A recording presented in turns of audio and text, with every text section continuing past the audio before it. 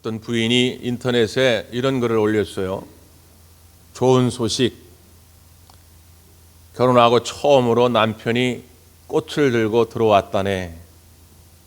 나쁜 소식. 온통 흰 국화뿐이라네. 환장할 소식. 장례식장에서 버려진 거 아까워서 주워왔다네. 참. 기왕이면 좀 좋은 거 사서 곁들여서 타면 좋을 텐데 참 답답하죠. 근데 우리가 신앙생활 하면서도 그럴 때가 종종 있습니다. 기쁘고 좋은 소식, 예수님이 부활하셨다네. 나쁜 소식, 답답하고 황당한 소식, 그럼에도 불구하고 우리 성도들이 아직도 죽음의 권세에 짓눌려 살고 있다네. 여러분 어떻게 생각하십니까? 그거는 부활하신 주님의 뜻이 아니잖아요. 여러분 지난 주간에 매스컴에서 많이 등장한 단어인데 산타독이라고 들어보셨습니까? 산타독. 산타크로스하고는 아무 관계가 없고요. 산타라는 말이 타는 산을 오르는 개, 그런 뜻입니다. 지난 주간에 강릉에서 강원도에서 엄청난 산불이 일어났는데 완전히 이제 황폐화가 됐잖아요. 그래서 한국 유기견 협회에서 많은 회원들이 자기가 기르는 반려견을 데리고 와가지고 목에다가 그물망으로 만든 씨앗통을 차고 그 황폐해진 산림을 마음껏 뛰어다니는 겁니다. 그냥 뛰어다니는 거예요. 크게 울타리 하나만 만들어 놓고 그냥 그 안에서 마음껏 뛰어다니다 보니까 그 씨앗통에 담겨져 있던 씨앗들이 여기저기 뿌려지게 됩니다. 놀라운 것은 지금은 이게 눈에 안 보이는데 그 결과물이 나타나지 않는데 한 2년쯤 지나면 그곳에서 도라지도 나고 더덕도 나고 아름다운 꽃도 핀다는 것입니다. 여러분 왜 그럴까요? 예를 들어서 우리가 자갈을 하나 주워다가 자갈을 여기저기 심는다고 해가지고 2년 지나서 그 자갈에서 꽃이 피고 열매가 맺나요? 안 그렇잖아요. 근데 씨앗은 아주 작은 것임에도 불구하고 씨앗이 뿌려진 자리에 지금 당장은 눈에 보이지 않지만 때가 되어지면 꽃이 피고 열매가 맺어집니다. 이유는 하나지요. 그 씨앗에 생명이 있기 때문입니다. 생명은 반드시 열매를 맺게 돼 있어요. 여러분, 우리 안에 예수 그리스도의 생명이 들어온 줄 믿습니다. 그게 여러분 신앙생활이에요. 그게 믿음이라는 것이다 그 말이죠. 요한복음 11장 25절 이하에 예수님 뭐라고 말씀합니까? 나는 부활이요 생명이니 나를 믿는 자는 죽어도 살겠고 무릇 살아서 나를 믿는 자는 영원히 죽지 아니하리라. 예수님이 부활 그 자체라 그 말이에요. 그러니까 부활을 영접하면 죽어도 산다는 거예요. 내 안에 부활이 있으니까 죽어도 산다. 이 말은 육신이 죽어도 다시 살아나는 은혜, 다시 살아나는 역사를 경험하게 될 거라고 하는 것이죠. 또한 예수님이 생명 그 자체란 말이에요. 그 예수님의 생명이 내 안에 들어오게 되니까 무릇 살아서 나를 믿는 자는 영원히 죽지 않는다는 거예요. 이미 생명이 내 안에 들어왔어요. 그러니까 나는 이 땅에서도 영생의 삶을 사는 것입니다. 죽어서만 천국에 가는 것이 아니라 이 땅에서도 예수 생명을 품고 천국의 삶을 누리다가 육신은 죽을지 모르지만 우리의 영혼은 저 영원한 하나님의 나라에서 영원토록 생명의 삶을 산다는 거예요. 그러니까 예수 생명이 들어오는 순간부터 우리는 계속 생명의 삶을 사는 거예요. 그런데 왜 죽음의 권세에 짓눌려 있냐 그 말이죠. 마치 예수님이 아직 부활하지 않은 것처럼, 다시는 예수님이 부활할 수 없는 것처럼, 예수님의 부활이 나하고는 관계없는 것처럼, 예수님의 생명이 나하고는 관계없는 것처럼 왜 여전히 죄와 죽음의 권세에 짓눌려 살고 있냐 그 말이죠. 아이고 죽겠네. 아이고 난 틀렸네. 아이고 나는 일어설 수 없네. 여러분, 그건 마귀들이 좋아하는 말이에요. 우리 예수님은 부활하셨네, 승리하였네, 주 안에서 할 수 있네. 이게 우리 주님이 기뻐하시는 고백입니다. 오늘 본문의 말씀 가운데도 14절에 보면 주 예수를 다시 살리시니가 예수와 함께 우리를 다시 살리사 너희와 함께 그 앞에 서게 하실 줄을 아노라, 이렇게 말하잖아요. 주 예수를 다시 살리신 하나님, 그 예수님을 부활케 하신 하나님이 우리도 다시 살리사, 우리도 부활케 하시사 예수님과 함께 우리 믿음의 선진들과 함께 모두가 다 하나님 보좌 앞에 설 날이 있다는 거예요. 예수님의 부활이 나의 부활이 되지 못하고 예수님의 생명이 나의 생명이 되지 못하면 부활절은 아무 의미가 없어요. 교회가 아무 의미가 없다, 그 말이죠. 다시 한번 여러분에게 당부합니다. 예수님의 부활이, 예수님의 생명이 여러분의 부활, 여러분의 생명으로 나타나기를 간절히 바랍니다. 그걸 이제 우리가 소위 은혜 받았다, 이제 거듭났다, 예수 믿게 됐다, 이렇게 표현하는 거예요. 여러분 이걸 받아들이면. 그럼 그때부터 이제 어떤 일이 벌어지느냐? 자, 오늘 본문의 7절 다 같이 봅니다. 7절 시작. 우리가 이 보배를 질그릇에 가졌으니 이는 심히 큰 능력은 하나님께 있고 우리에게 있지 아니함을 알게 하려 함이라. 아멘. 여기 보면 두 비유를 들었어요. 보배와 질그릇인데, 보배는 누구를 말합니까? 예수님을 말하죠. 질그릇은요? 네, 나를 말하는 거예요. 우리는 질그릇 같은 존재라는 거예요. 근데 예수님은 보배 같은 존재입니다.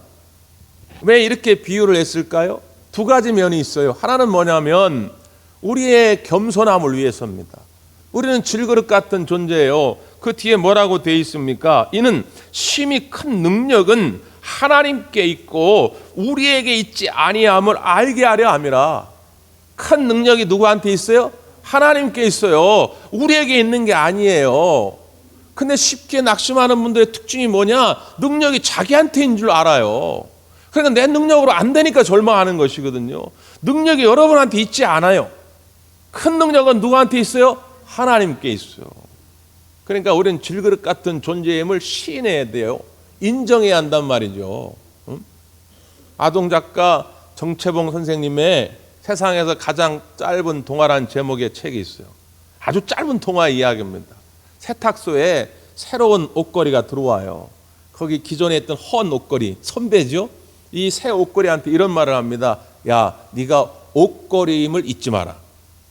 그러니까 이 새 옷걸이가 아니 왜 저한테 이렇게 옷걸이에 대해서 강조하시나요? 이렇게 물어보니까 이 헌 옷걸이가 자기한테 입혀진 옷이 마치 자기의 신분인 양 착각하고 교만에 빠진 옷걸이를 내가 많이 보았기 때문이다. 이렇게 얘기를 해요. 여러분, 우리가 세탁소에서 이제 옷을 찾아올 때 그 옷을 애지중지 들고 오는 것은 옷걸이가 귀함이 아니라 그 옷걸이에 걸려져 있는 옷이 귀하기 때문이죠. 그 옷이 비싸기 때문에 애지중지 들고 오는 것이다, 그 말이에요. 우리가 질그릇 같은 존재예요. 어찌 보면 우리는 연약하고 깨어지기 쉬운 존재임에도 불구하고 우리가 존귀함을 누리게 된 것은 우리 안에 있는 보배 때문인 줄 믿습니다. 그 보배이신 예수 그리스도 때문에 우리가 존귀함을 누린다는 걸 잊지 말라, 그 말이에요. 자, 또 하나의 면은 뭐지요?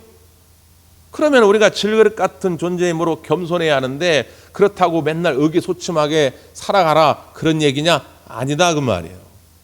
비록 우리는 질그릇 같은 존재일지라도 큰 능력이신 보배가 되시는 예수 그리스도가 우리 안에 임하게 될 때에 우리는 다 능력 있는 삶을 살아가게 될 줄 믿습니다. 그걸 또한 강조하기 위함이죠. 여러분, 한자 가운데 무용지물이라는 말 들어보셨죠? 무용지물. 무슨 뜻이죠? 왜 아무 쓸모가 없다는 거예요. 근데 무용지물이라는 말만 있는 게 아니라 무용지용이라고 하는 사자성어도 있습니다. 무용지용. 무슨 뜻이죠? 무용, 쓸모없다 이 말이에요. 근데 지용, 쓸모가 있다는 거예요. 쓸모 없는 듯하나 쓸모가 있다, 그런 말입니다. 이게 중국 고전에 나온 얘기인데 장자 이야기입니다. 장자가 어느 날 이렇게 길을 가다가 큰 나무를 봐요. 그냥 위로도 잘 뻗어 있고 둘레도 넓고 위에는 가지가 무성해가지고 새들도 들어와서 쉬고 있고 그 밑에 그늘가에 사람도 쉴 수 있고 뭐 그런 나무인데, 옆에서 목수들이 한참 일을 하는데 주변에 있는 나무들은 막 베어 가는데 이 나무는 베지를 않습니다. 장자가 궁금해가지고 그 나무꾼들한테 가서 물어봐요. 아니, 내가 볼 때는 이 나무도 참 좋은 나무 같은데 왜 이건 안 베냐고.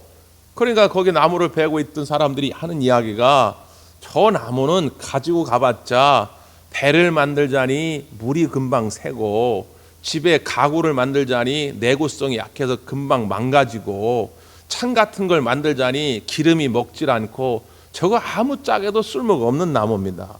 그래서 우리가 안 벤다는 거예요. 그때 장자가 거기서 깨달은 거예요. 아, 그렇구나. 저 나무는 저 나무꾼들 목수에게는 쓸모없는 나무지만 그렇기 때문에 몇천 년 동안 저 자를 지키면서 나름대로 새들이 와서 지저귀고 사람들에게 그늘과 쉼을 제공해주는 쓸모 있는 나무가 되었구나, 이런 얘기를 합니다. 그래서 나온 말이 무용지용이에요. 여러분, 우리가 어떨 때는 세상 사람들 볼 때 너무 질그릇 같은 존재해가지고, 야, 너는 참 쓸모없는 존재다, 너는 우리 집안에 도움이 안 돼, 너는 우리 회사에 도움이 안 돼, 야, 너 그만둬라, 그럴지 모르지만 그건 세상의 관점일 뿐이에요. 우리 안에 예수 그리스도가 임하게 될 때 우리는 하나님 앞에 귀하게 쓰임받는 존재가 될 줄 믿습니다. 성경은 모두가 다 그런 사람들 이야기예요. 처음부터 잘난 인간이 없어요. 다 질그릇 같은 존재지만 그 안에 하나님의 생명이, 예수의 생명이 임하게 될 때 하나님의 귀하게 쓰임받는 인생이 된 거지요. 모세도 다윗도 베드로도 바울도 다 성경의 위는 그렇습니다. 우리가 잘 아는 송명희 시인이 있잖아요. 뇌성마비 시인. 의사가 손해를 잘못 건드리는 바람에 태어날 때부터 제대로 몸을 가누지도 못하고 걷지도 못하고 울지도 못하고 먹지도 제대로 못하고 참으로 비참한 인생을 살아가게 되지요. 10살쯤 되었을 때 너무 자신의 인생이 한탄스러워서 엄마한테 막 따졌더래요. 엄마, 나를 왜 이 세상에 태어나게 했어? 이게 참 부모를 제일 가슴 아프게 하는 얘기거든요. 목사도 마찬가지예요. 목회하는데 목사님, 왜 나를 이 교회에 나오도록 인도했어요? 그 말이 목사를 제일 가슴 아프게 만드는 말이거든요. 아무리 신앙생활하다 속상한 일이 있어도 이렇게 하다 보면 좀 티격태격 할 수도 있고, 그래도 목사한테 왜 나 전도해가지고 인도해가지고 왜 신방 와가지고 교회 나오게 만들었냐고, 그러니까 참 가슴 아프잖아요. 그래도 엄마한테 대고, 엄마 왜 나를 낳았어? 그때 유산해가지고 나 죽여버리지, 이런 말을 엄마한테 내뱉은 거예요. 그러면서 그가 얼마나 고통스러운지, 내가 미치고 싶은데 미쳐지지가 않고 죽고 싶은데 죽어지지가 않는다 말이에요. 그 고통을 이루 말할 수가 없으니까 이런 극단적인 표현을 쓰는 거죠. 근데 16살 되던 해에 사춘기가 이제 막 시작됐는데 내가 이렇게 살아갈 수는 없다. 그래서 예배당에 홀로 나와서 십자가 밑에 엎드려 울며 불며 몇 시간 동안 하나님에 매달립니다. 하나님, 나 좀 도와주세요. 하나님, 나 좀 살려주세요. 내가 이렇게 살 수는 없지 않습니까? 그런데 그렇게 몇 시간을 기도하고 나니까 글쎄 머리에 하얀 빛이 보이더래요. 머리 위에 하얀 빛이 떠오르는데 이게 눈을 감아도 보이고 떠도 보이고 희한하죠. 이 놀라운 신비 체험을 하고 나니까 너무 기분이 좋아서 그 다음 날도 며칠 동안 계속 교회 나가 기도를 합니다. 근데 며칠 후에는 하얀 빛인데 거기 두루마리가 쫙 펼쳐지더래요. 처음 보는 언어라서 이게 영어인지 한글인지 알 수가 없는데, 신기한 건 처음 보는 언어인데 읽어지더랍니다. 이게 뭐라고 쓰여 있냐면 하나님을 믿으라, 하나님을 믿지 아니하면 네가 죽으리라, 이렇게 쓰여 있더랍니다. 그 하나님의 음성을 듣고 하나님 앞에 매일 5시간 이상씩 매어 달려 기도하기 시작합니다. 그때 그는 고백하기를 나는 일기장도 제대로 쓸 수 없는 문학적 소질이 하나도 없던 난데 그때 하나님의 은혜가 부어지기 시작하는데 내 마음속에서 하나님이 시를 떠오르게 만들어 주셨다는 거예요. 일기도 제대로 못 쓰던 소녀가, 자기 몸 하나 제대로 못 가두는 소녀가 하나님이 주시는 그 영감을 가지고 천상의 시를 써내려가기 시작하는데 지금까지도 수많은 사람들이 감동을 받고 그 시를 통해 일어섭니다. 많은 사람이 좋아하고 저도 개인적으로 제일 좋아하는 송명의 시인의 시는 나입니다. 나 가진 재물 없으나, 나 남이 가진 지식 없으나, 나 남이 가지고 있는 건강 있지 않으나, 나 남이 없는 것 있으니, 나 남이 보지 못한 것을 보았고, 나 남이 듣지 못한 음성을 들었고, 나 남이 받지 못한 사랑을 받았고, 나 남이 알지 못하는 것을 깨달았네. 나 남이 없는 것이, 나 남이 가진 것이 없으나 공평하신 하나님이 나 남이 없는 것을 갖게 하셨네. 이게 그의 고백입니다. 이게 예수 생명을 소유한 사람들의 고백이에요. 비록 내가 남에게 있는 것이 내게 없을 수 있죠. 돈이 없을 수 있고 명예가 없을 수 있고 말이죠. 건강이 없을 수도 있고. 그러나 난 남이 없는 것을 하나님이 알게 하시고 난 남이 받지 못한 사랑을 받게 했다고 고백할 줄 아는 것, 이게 믿음의 사람들인 것이죠. 예수 생명이 내 안에 들어오면 그래서 어떤 상황 속에서도 찬송할 줄 알고 감사할 줄 아는 마음이 생깁니다. 왜요? 자, 이 상황을 사도 바울은 이렇게 소개를 했어요. 이게 당시에 사도 바울과 고린도 교회 성도들이 겪던 상황입니다. 이걸 구체적으로 이렇게 설명을 했어요. 8절 9절 한번 보실까요? 8절 9절 시작. 우리가 사방으로 유교쌈을 당하여도 쌓이지 아니하며 답답한 일을 당하여도 낙심하지 아니하며 박해를 받아도 버림받지 아니하며 거꾸리 뜨림을 당하여도 망하지 아니하고.